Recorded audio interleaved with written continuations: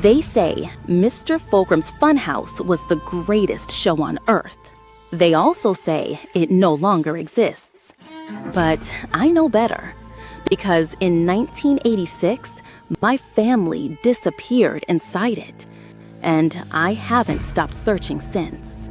Between 1965 and 1987, 12 disappearances were tied to Mister Fulcrum's traveling carnival. Entire families, couples vanished. They were never alone.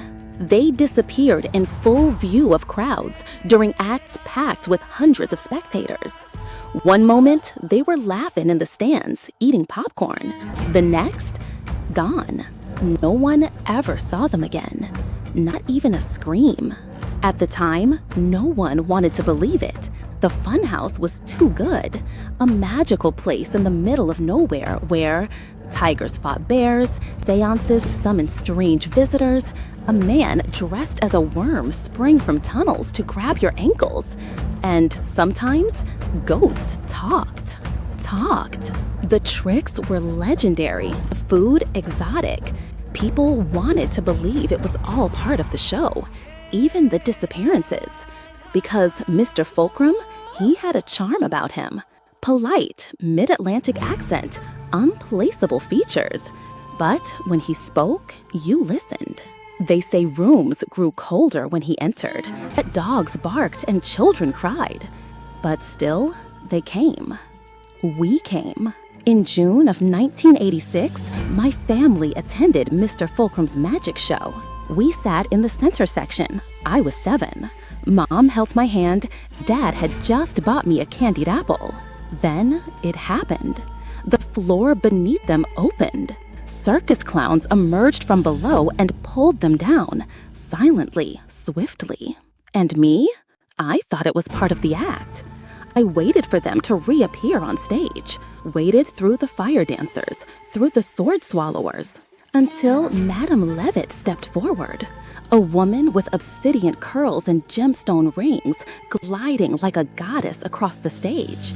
She spoke in someone else's voice, spinning until she was a blur of green silk and light.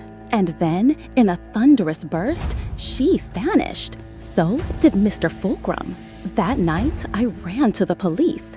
Tears, hysterics. For once, the authorities had a living witness, a child screaming on national TV. And for a moment, the world finally listened. The government got involved. They raided the carnival grounds. Staff were arrested, violent offenders, fugitives. But there were no signs of Mister Fulcrum, no sign of Madame Levitt. The attractions had all vanished. The tents were empty, like the place had folded in on itself. They found the tunnels beneath the grounds, miles of them. One agent dropped a rock down a shaft and never heard it land. They benched him for saying that publicly. After that, silence. The press moved on. The Funhouse faded into rumor. But I didn't. I grew up in foster care. No more laughter, no more candied apples. At 18, I joined the Marines. I trained, fought, traveled. I became strong enough to protect anyone, except the ones I'd already lost. I never forgot. I never forgave. I spent years chasing rumors, the whispers, the shadows. And finally, I found something. Madame Levitt, she's alive. She runs a small seance studio now. Palm readings, tarot cards, for fun. They say she's left the dark arts behind. But I don't buy it. I pulled strings, worked high-end security jobs, paid the right people. And tonight, I have an appointment.